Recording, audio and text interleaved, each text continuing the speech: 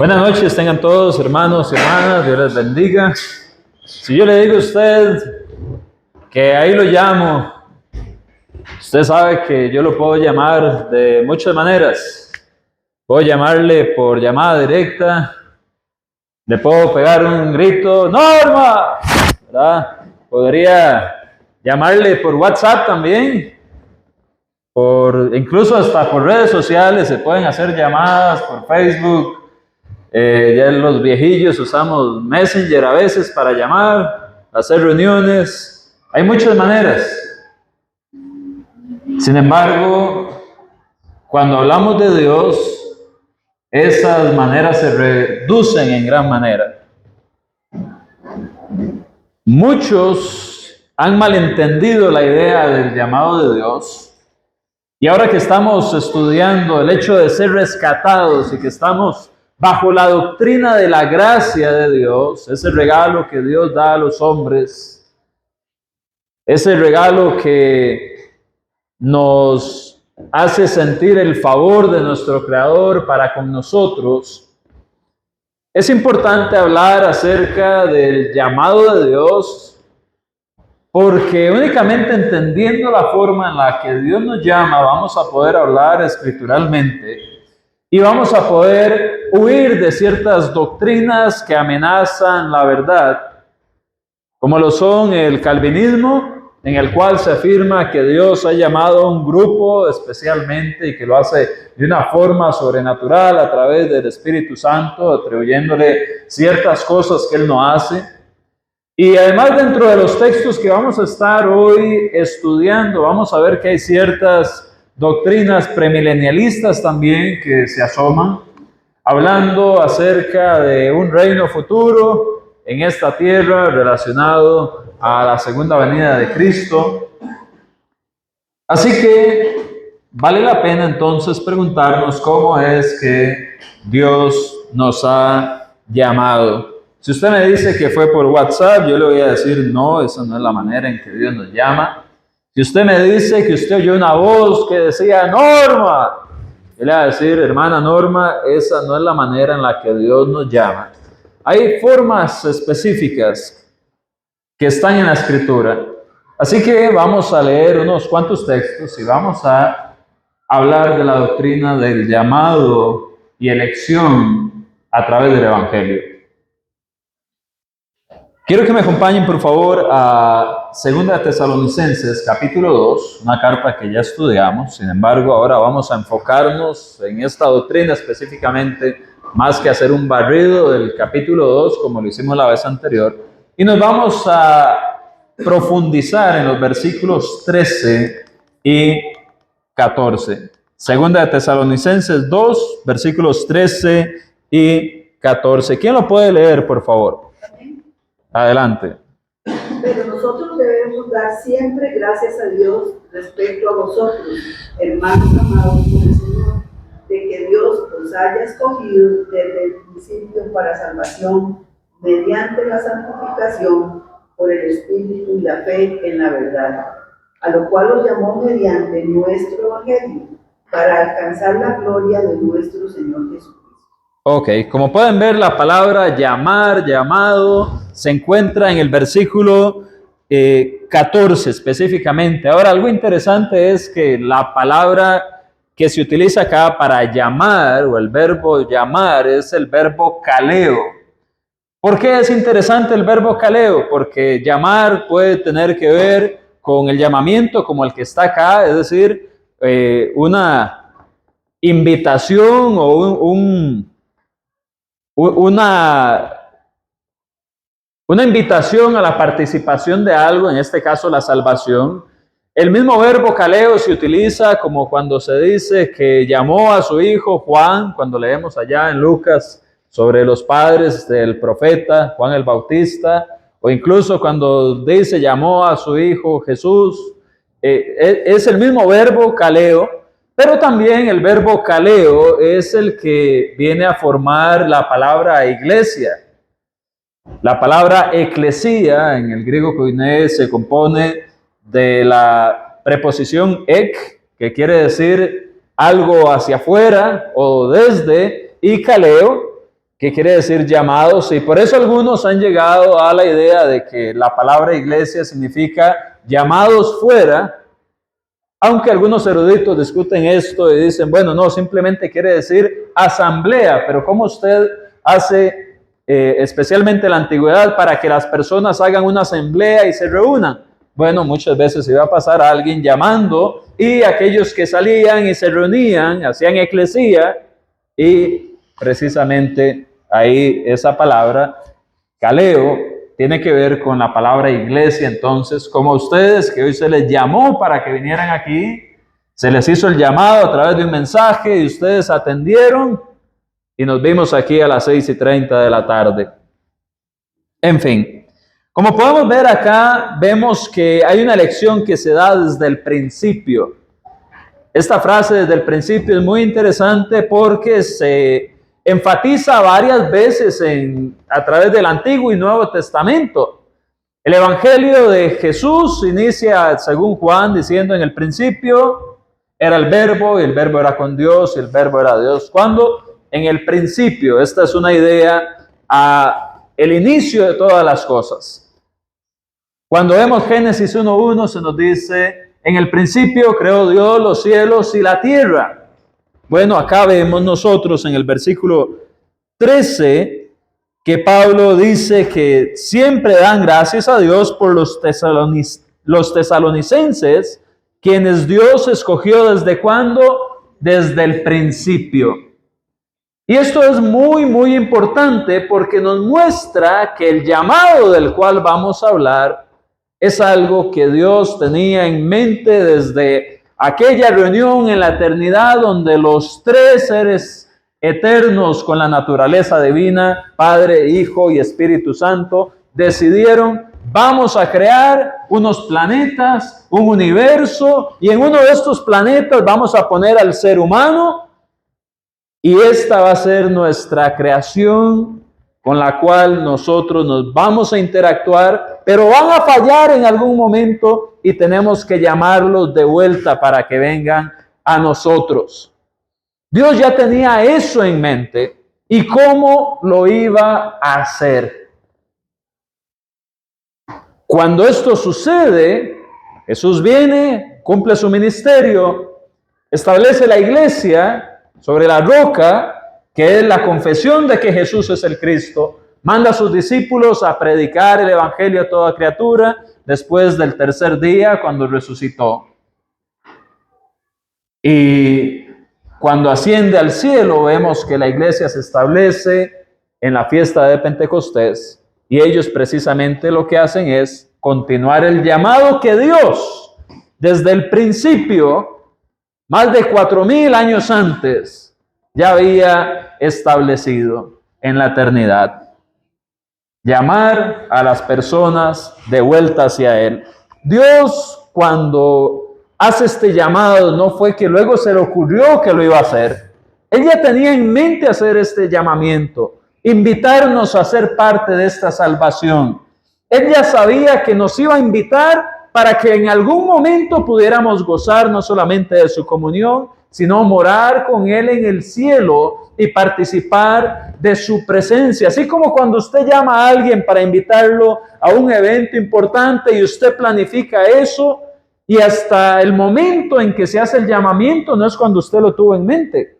Usted primero lo planeó y luego lo efectuó. Bueno, nuestro Señor hizo esto a través de muchos años desde el principio. Ya eso estaba en la mente de Dios. No es un plan B el llamamiento que vamos a estudiar. Algo importante que debemos de darnos cuenta, además, según este versículo número 13, dice que Dios hizo esa escogencia. ¿Para qué motivo? ¿Cuál es el propósito de que Dios escogió a sus santos? Bueno, el propósito de esa escogencia, y de hecho hace 2 semanas hablamos de la predestinación, de cómo aquellos santos habían sido predestinados, es decir, Dios escogió a los santos para morar con Él. Ahora vamos a ver cómo los llamó. Vemos que esa escogencia es para un propósito, y es la salvación. Cuando nosotros pensamos en la palabra salvación, ¿qué se nos viene a la mente? Bueno, esto tiene que ver precisamente con liberación, con ser rescatados. Cuando un prisionero, cuando una persona era rescatado en tiempo de guerra, se utilizaba para referirse a ese hecho la palabra soteria, que es precisamente la que se utiliza acá para el rescate, para la salvación. Es decir, que Dios nos escogió para ser liberados, Dios nos escogió para ser precisamente rescatados. Es decir, el ser humano estaba cautivo. ¿Cautivo de qué? Del pecado. Recuerda a Jesús hablando acerca de la verdad y cómo la verdad iba a ser libres allá en Juan capítulo 8, versículos 31 y 32.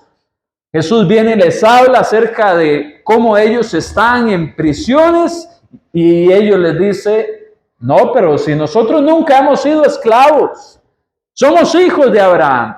Entonces él responde diciendo que ellos eran esclavos del pecado.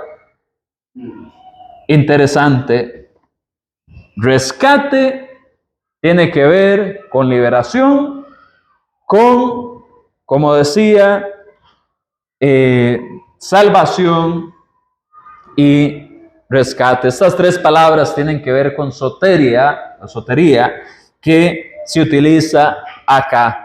En otras palabras, el ser humano estaba cautivo, el ser humano estaba perdido, el ser humano estaba en peligro y Dios, ¿qué hizo? Los escogió para salvarlos de una situación en la que estaba, quitarlos de esa posición y ponerlos en la posición de rescate. Imagínese a una persona en medio de una guerra, cae en manos de los enemigos y es rescatada. Vaya alivio. Vaya alivio de todo lo que esa persona dice. Me estoy salvando. Me están evitando que esto me suceda a mí, este sufrimiento de estar en prisiones enemigas. Bueno, eso es lo que Dios está haciendo con la humanidad y lo hizo y lo ha venido desarrollando a través de esta gracia que Él ha tenido para con nosotros. Ahora, ¿cómo es que esta salvación se lleva a cabo? El mismo texto no lo dice.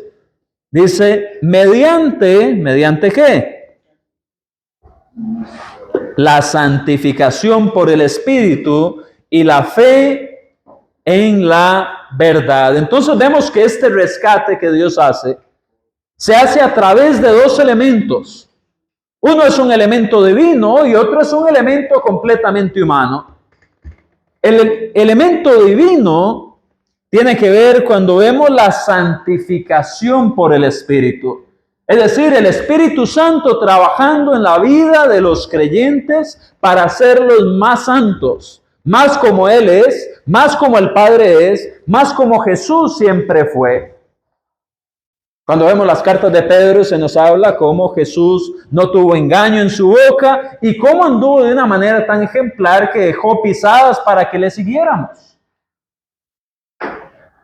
Está la santificación del Espíritu Santo. ¿Y cuál es la otra parte?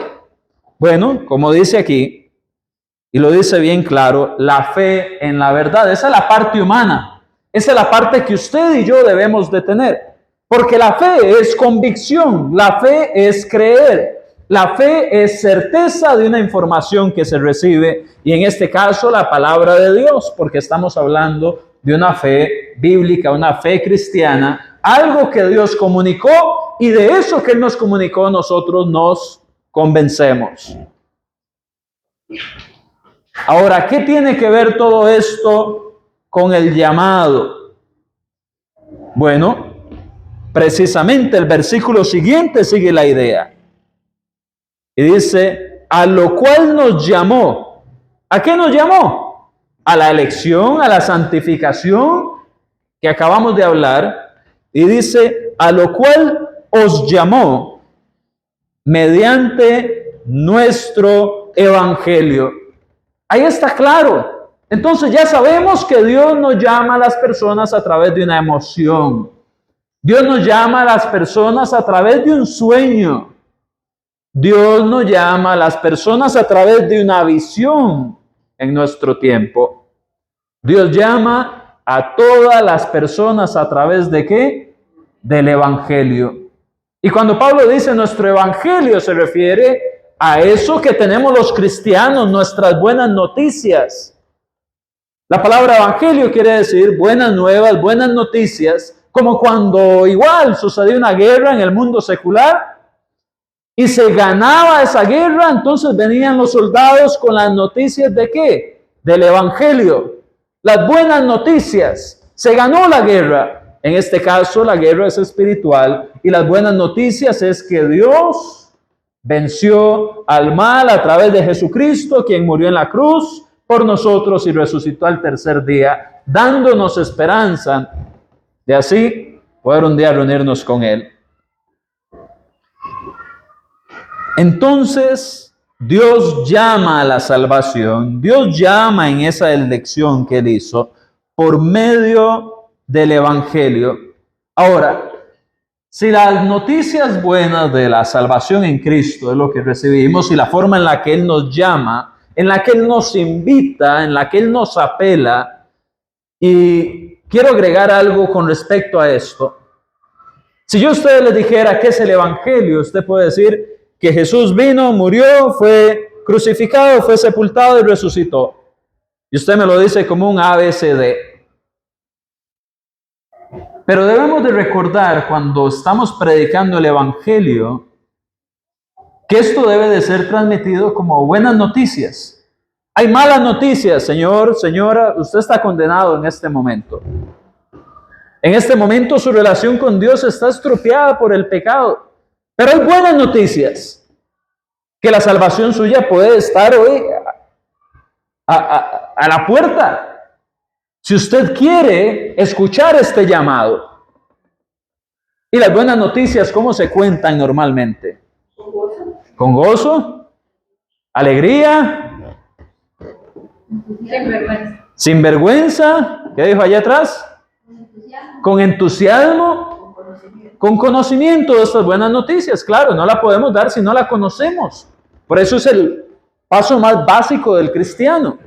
Entonces, por eso es tan importante que como cristianos nosotros trabajemos en estar preparados para dar estas buenas noticias. Y ahora en el camino le decía a mi esposa, amor, una pregunta, si usted le tocara dar un estudio bíblico a una persona, ¿usted se siente en la capacidad de hacerlo? Y la respuesta que ella me dio me hizo sentir feliz. La pregunta es, ¿cuántos de nosotros estamos en la capacidad de llamar a alguien más para que esa persona venga a ser parte de estos que Dios eligió para salvación mediante la santificación del Espíritu, alcanzando la fe, presentándole así nosotros, o a través de que nosotros les presentemos las buenas noticias del Evangelio? Las buenas noticias de la victoria en Cristo. Es importante pensar en eso y dejar de pensar siempre en el Evangelio de una manera metódica. Si yo digo esto, luego brinco este versículo, luego brinco este otro. ¿Por qué? Porque si no, solamente estoy dando información. Y si el que recibe esta información no sabe qué hacer con ella, no estamos entonces haciendo el llamado correcto que Dios tiene. Nosotros necesitamos entender que Dios es el dador del mensaje, nosotros somos los heraldos y lo entregamos, pero al final estamos representando a Dios en este llamado.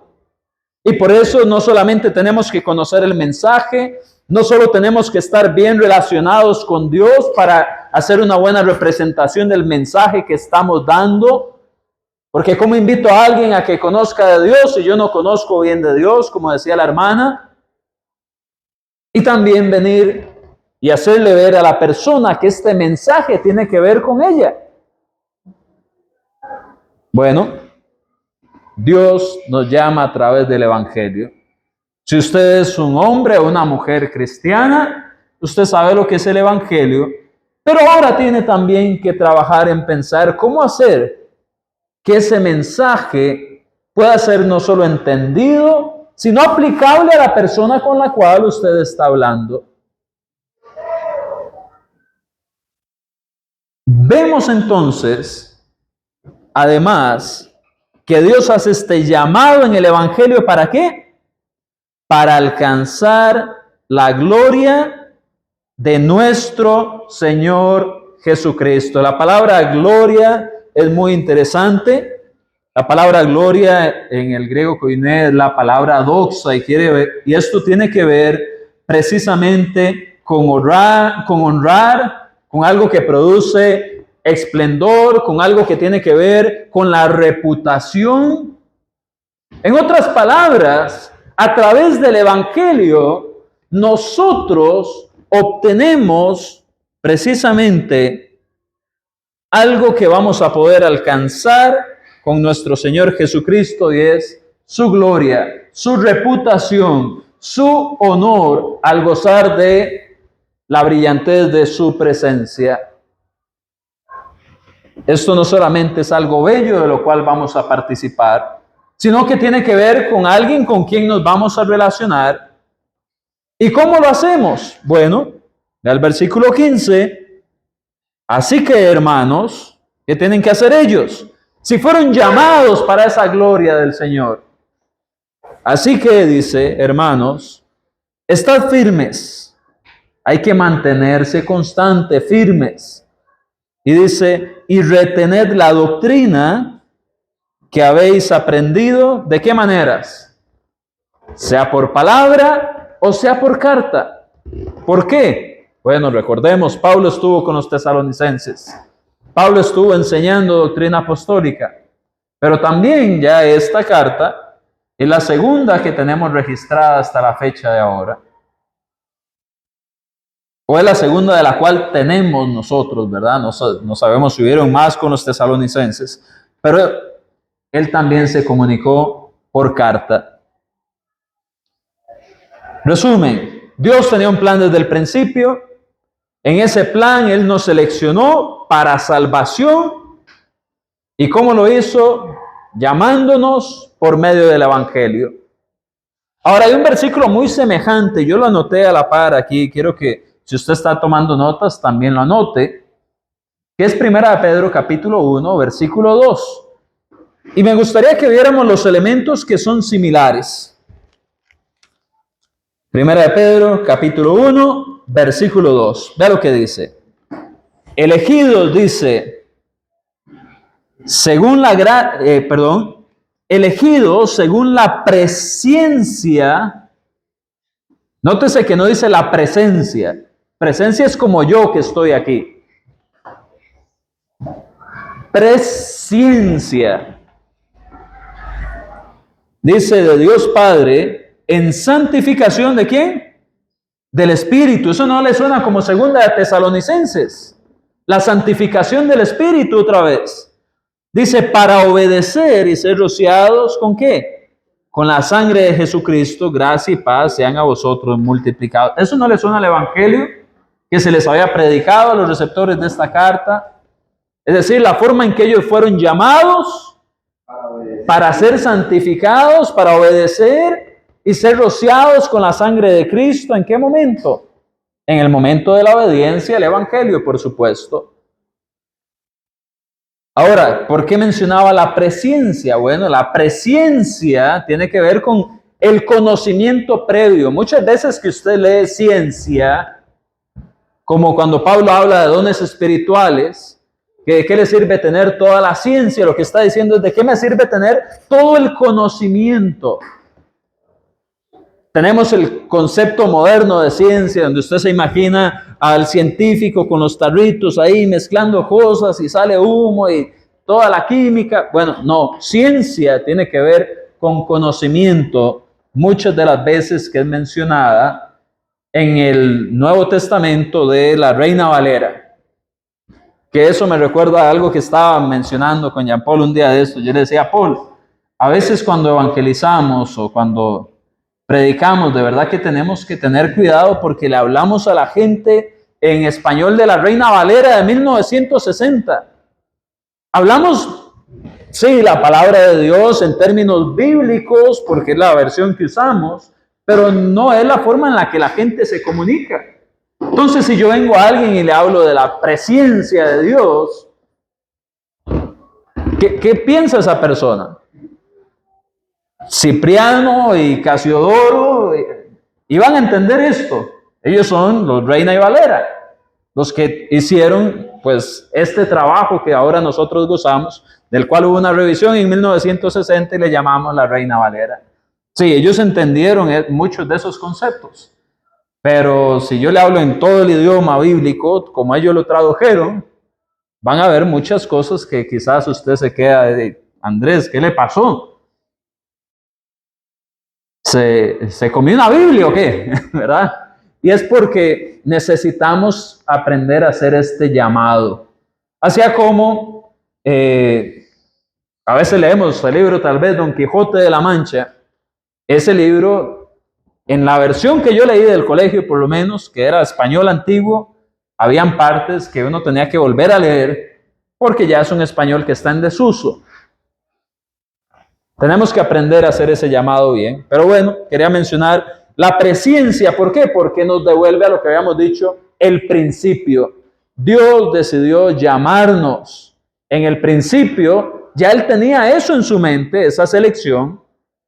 Y Él ya sabía que Jesús iba a morir en la cruz y que Él no iba a ser recibido por los judíos y que iban a venir después los gentiles. Así que Jesús no falló en su misión, Dios no falló en su plan, desde su presencia, desde el principio, desde su conocimiento previo, ya todo esto era parte, que la predicación del Evangelio iba a ser el modo de llamar a todos aquellos que iban a venir a ser santos y tener la esperanza de gozar de la gloria de nuestro Señor Jesucristo. ¿Por qué digo eso? Como decía, hay doctrinas premilenaristas, es un tema que estudiamos hace mucho tiempo, que dicen que como Jesús no pudo establecer su reino cuando vino, entonces lo va a establecer después. Bueno, según estos textos, eso no es posible porque ya Dios sabía lo que iba a hacer y que este llamado iba a ser a través del Evangelio. No fue que Jesús falló, no fue que Dios calculó mal entre los judíos que iban a recibir a Jesús o entre la llegada del Imperio Romano en un momento donde cualquier imperio físico iba a ser devastado por este imperio tan poderoso. Cris levantó la mano, ¿verdad? Me pareció. Iba a decir justo eso del Quijote de la Mancha. Y cómo, digamos, no estamos hablando de cambiar las escrituras. Correcto, no es cambiar las escrituras. Están ahí, tenemos una versión fiable, pero tenemos que, como cristianos, reinventarnos en un mundo que va evolucionando y aprender a presentarle a la gente la palabra de una manera atractiva. Debo yo estar preparado al punto de hacer que lo que yo voy a predicar sea atractivo para la persona, que le guste lo que se identifique con eso. Que se identifique. Y siempre me llama la atención que Jesús, cuando les hablaba y hablaba a la gente, les hablaba con ejemplos de cosas de su cotidianidad, de la siembra, de las cosas que habían en su hogar, que las monedas, que la lámpara, que las viudas, que siempre usaba ejemplos de cosas con las que la gente estaba relacionada. Tenemos que aprender a ver a nuestro alrededor y usar cosas como ejemplos para predicar, porque los hay, y hay muchísimos, hay muchas cosas que uno puede ver a su alrededor que le sirven para presentar el Evangelio. Sí, estoy completamente de acuerdo. Hay que hacer que, no ajustar el Evangelio a lo que a cada uno le guste, pero sí ajustar la exposición del Evangelio a lo que cada uno necesita. Ayer la señora limpieza me dio una cita, entonces otro señor fue a su tienda, ¿verdad? Yo lo vi igualmente. Hoy en la mañana ya llegamos y le dejó como una nota a la señora limpieza, ¿verdad? Y ponía, Dios los bendiga a todos. y escribía como en, supuestamente, yo imagino que él cree que es lengua, ¿verdad? Porque ni mágico, no sé qué cosa de y yo, o sea, lo que, como hay gente que sí cree eso, porque yo creo que ni él sabe qué decía esta, porque eso no es ningún lenguaje, no es ni hebreo, ni arameo, ni nada. Y yo, ¿cómo se me mete eso en la cabeza? A tal punto que ellos se los creen, o sea. Escriben en lenguas también. Sí, claro. Claro, bueno, ya esa es otra buena doctrina que pues esto refuta, ¿verdad? Porque el Evangelio debe ser entendido para poder permanecer en esa doctrina y estar firmes, como leamos en el versículo número 15. Y precisamente si el llamado de Dios es a través del Evangelio, ¿qué objeto tendrían esas lenguas, verdad? Que no comunican. Incluso cuando vemos 1 Corintios capítulo 14, Pablo estipula que si alguien habla en otro idioma, en otra lengua, tiene que haber un intérprete, y si no, que calle. Entonces, aun cuando estaban los dones milagrosos de lenguas, pues tenía que haber un intérprete y no era simplemente balbucear. ¿Por qué? Porque cuando Dios llama a alguien, Él precisamente, ¿cuál es la intención de llamar a alguien? Que esa persona responda. De hecho, quiero que me acompañen a Romanos capítulo 8 y vamos a ver un poco de este lenguaje, de lo que hemos venido hablando, porque hemos hablado anteriormente de la predestinación y ahora estamos hablando del llamado, y me parece que Romanos 8, 28 al 30 hace una conexión muy buena entre todas estas diferentes etapas de la relación de Dios con el hombre en su gracia, que es la doctrina que estamos estudiando. Dice Romanos 8, 28, y sabemos que a los que aman a Dios, todas las cosas les ayudan a bien. Esto es, a los que conforme a su propósito son ¿qué? Llamados. ¿Cómo llama Dios? Bueno, ya lo vimos a través de el Evangelio. ¿Y cómo usted sabe que Dios llama a través del Evangelio? Memorícelo en su mente. Segunda de Tesalonicenses 2:14. 2:14. Si usted sabe esto de memoria, cuando alguien le hable del llamado, usted va a saber cómo es que Dios nos llama. Ya le vamos a dar la palabra a Byron. Y luego dice, porque a los que antes conoció, ¿recuerda? La presciencia, lo que hablamos del principio, porque a los que antes conoció, también los predestinó. ¿Recuerda lo que hablábamos del plan de que los santos sean salvos hace 2 clases atrás? Entonces, los que antes conoció, los predestinó para que fuesen hechos conforme a la imagen de su Hijo, para que Él sea el primogénito entre muchos hermanos. Y ahora sigue el 30. Y a los que predestinó, a estos también, ¿qué? Llamó, los invitó, hizo el llamado. Y a los que llamó, a estos también justificó. Esa es otra clase para otro día. Y a los que justificó, también los que glorificó. Recuerda que hablamos de la gloria del Hijo, que participan aquellos que son llamados. Ahí está también. Entonces, Dios nos tuvo en su mente, por eso hizo un plan en el cual predestinó a los santos y los llama a través del Evangelio para rociarlos con la sangre de su Hijo y santificarlos por el Espíritu Santo. Y luego sigue este proceso de justificación que dice acá, y después la glorificación. Seremos puestos en la gloria de nuestro Señor.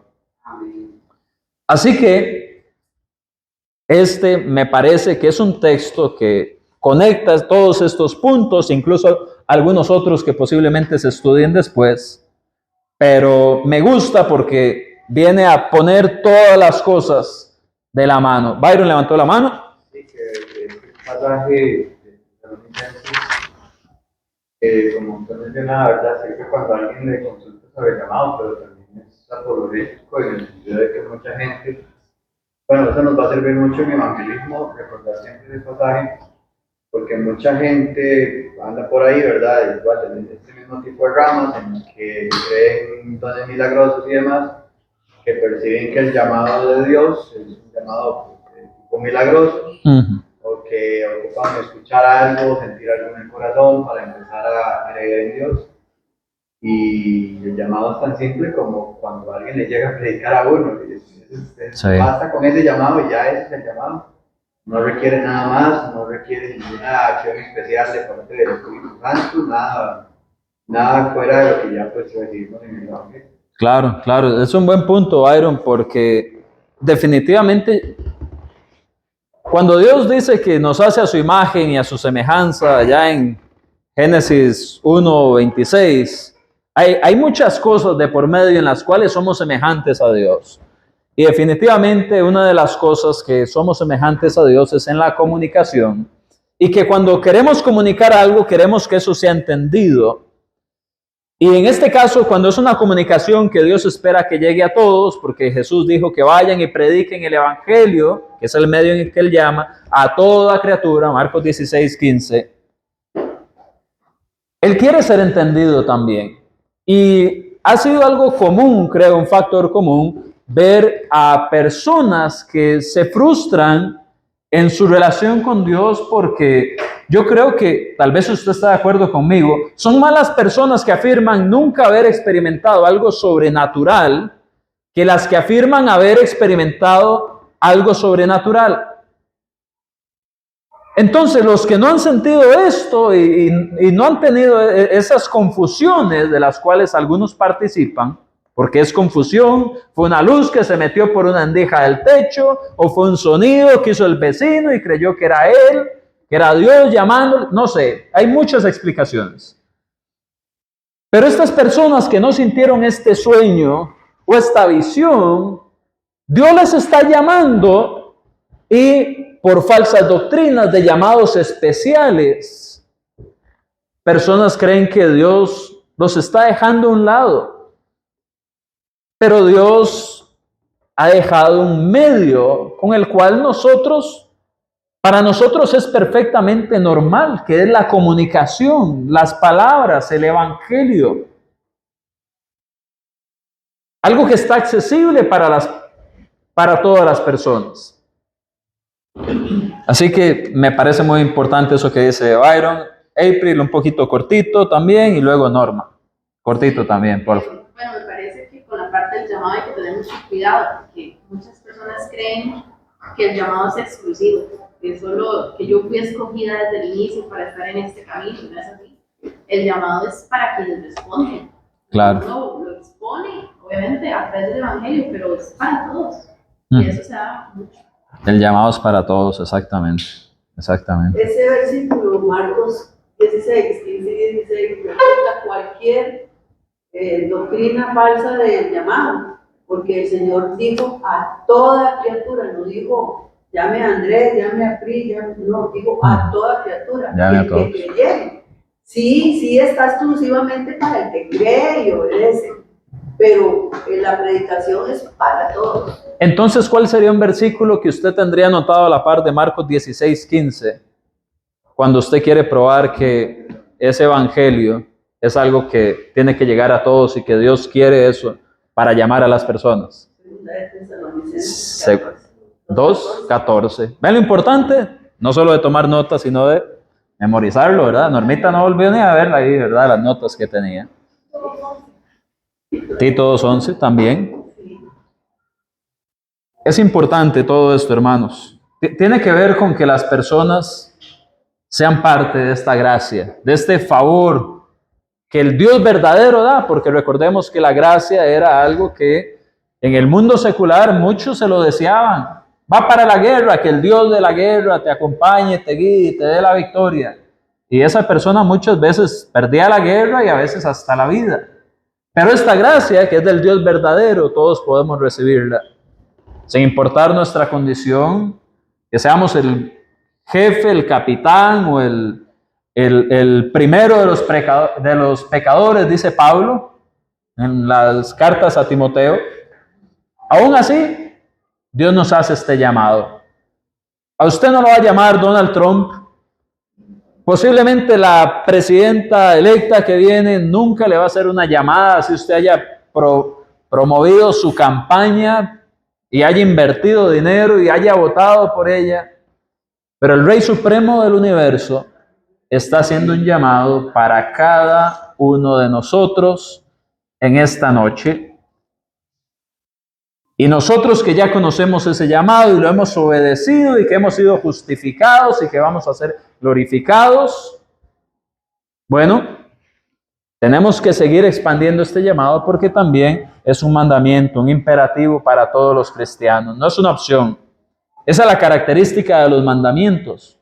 No son opcionales. La figura de autoridad que da el mandamiento espera sí o sí que eso se cumpla. De lo contrario, sería una sugerencia. Y no es el caso de Marcos 16:15. Vamos a pasar ahora a Romanos capítulo 9 de una forma breve, aunque es un capítulo que reconozco que es complicado. Romanos capítulo 9 tiene que ver con algo. El hermano Robert Taylor Jr., en su comentario a los Romanos, me da gracia porque hace una comparación del salvo siempre salvo y da una frase así, tal vez la estoy cambiando un poquito, como de judíos salvos siempre salvo. ¿Por qué? Porque Pablo lo que está debatiendo acá en Romanos capítulo 9 es el hecho de que los judíos estaban negando la inclusión de los gentiles al plan de salvación de Dios. Entonces Pablo empieza a dar una lista de argumentos y viene y menciona la descendencia de Abraham, precisamente para que se lograra llegar a Cristo. Vea el versículo 5, dice, de quienes son los patriarcas y de los cuales según la carne vino Cristo. Entonces Pablo viene a mostrar cómo la promesa dada a Abraham se viene a concretar en Cristo. Y él explica cómo de los hijos de Abraham, pese a que tuvo a Ismael, pese a que tuvo hijos con Cetura o Cetura, no recuerdo cómo se decía el nombre, pese a que tuvo hijos con ella, ¿cuál fue el hijo de la promesa? Isaac. Y luego sigue con el argumento y habla acerca de Isaac y su esposa. ¿Y quién fue el que tuvo la promesa? Abraham. Fue Jacob.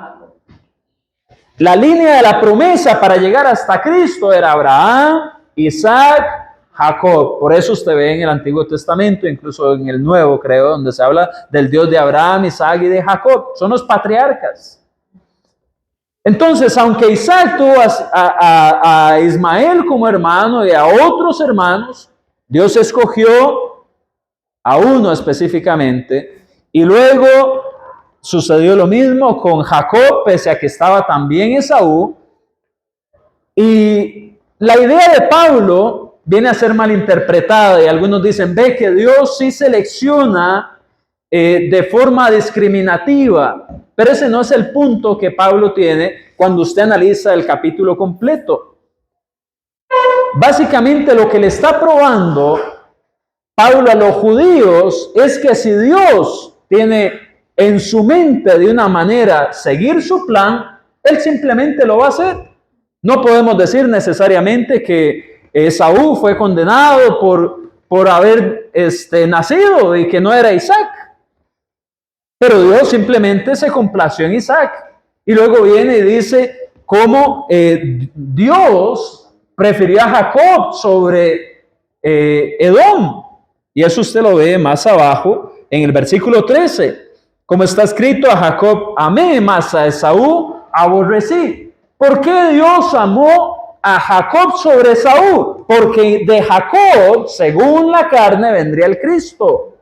Y por eso decidió amar más a Jacob que a Esaú. ¿Por qué? Porque ese fue el plan de Dios. Entonces, lo que Pablo está argumentando no es que Dios escogió solo a unos para salvación y otros para condenación, porque no podemos argumentar la condenación de Ismael. De hecho, Dios hace un pacto también con Ismael, pese a que él no era Isaac. Entonces, el argumento de Pablo no es él escoge a unos y a otros los condena, El argumento de Pablo es: Dios prepara su salvación como a él le place. Y fue Abraham, Isaac, Jacob y así hasta Cristo. Y luego el punto con el que él va cerrando el capítulo es, y adivinen qué, Dios quiso además meter en la salvación a los gentiles. Así que ¿quiénes son ustedes para decirle a Dios cómo hacer sus planes? Esto no es entonces de que Dios escogió unos y condenó a otros. Es de que Dios tiene soberanía sobre su plan de salvación. No se está hablando de la condenación de otros patriarcas, de otros pueblos. Se está hablando de cómo Dios tiene soberanía en la forma de llevar a cabo su plan de salvación. Y si Dios quiere añadir también de paso a los gentiles, ¿por qué se iban a quejar los judíos? Sí, ya los había añadido, escogiendo, según su propia voluntad, a Isaac y a Jacob. Ellos no dijeron nada de que escogiera a Isaac, pese a que tenía otro hermano. No dijeron nada de que escogiera a Jacob, pese a que tenía otro hermano. Pero ahora sí, cuando Dios quiere incluir a los gentiles, sí quieren quejarse porque quieren ser los únicos. Entonces, cuando llegamos a los versículos del 21 en adelante, vamos a ver esa idea desarrollándose. Y dice Pablo: ¿o no tiene potestad el alfarero para hacer de la misma masa a un vaso para honra y otro para deshonra?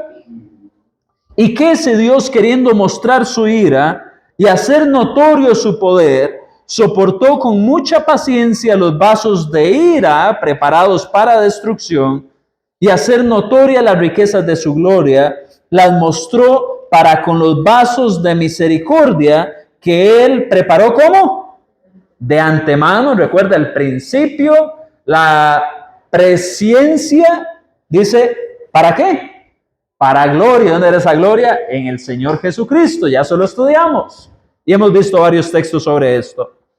Entonces dice, a los cuales también, ¿a qué? Llamado. Esto es, dice, a nosotros, no solo de los judíos, sino también de los gentiles. Como también en Oseas dice, y viene a citar Oseas 2:23, llamaré pueblo mío al que no era mi pueblo, es decir, los gentiles, y a la no amada, amada. Y en el lugar dice, donde se les dijo, vosotros no sois pueblo, allí serán llamados hijos del Dios viviente. Hermanos, acá Pablo está defendiendo no la doctrina de selección discriminada, sino la doctrina de que Dios puede llevar a cabo su plan de salvación como a él le place. Y el problema no es que ellos eran judíos, el problema era lo que dicen los primeros versículos del capítulo. Dice, verdad digo en Cristo, versículo 1, no miento, y mi conciencia me da testimonio en el Espíritu Santo, que tengo gran tristeza y continuo dolor en mi corazón. ¿Por qué? Dice, porque deseara yo mismo ser anatema, separado de Cristo por amor de mis hermanos, los que son mis parientes según la carne, que son israelitas, de los cuales son la adopción, la gloria, el pacto, la promulgación de la ley, el culto y las promesas. ¿Por qué estaba triste Pablo? Porque habían judíos negando a Cristo y en vez de aceptar a Cristo se enojaban porque venían gentiles.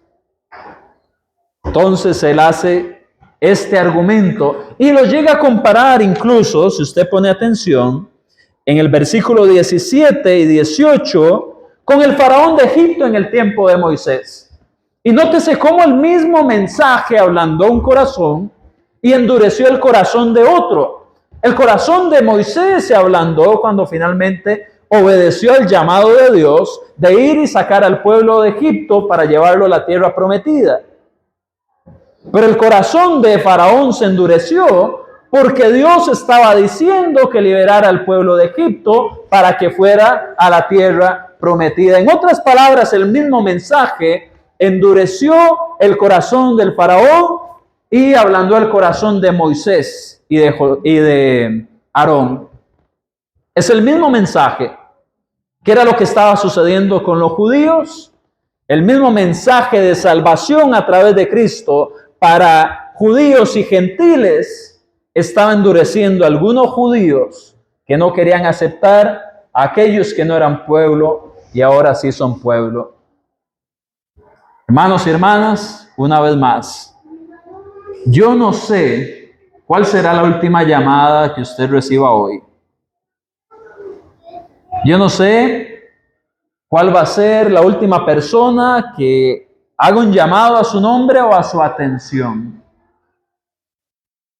Pero en este momento Dios nos está mostrando que Él se interesó en que aunque no éramos pueblo, fuéramos pueblo.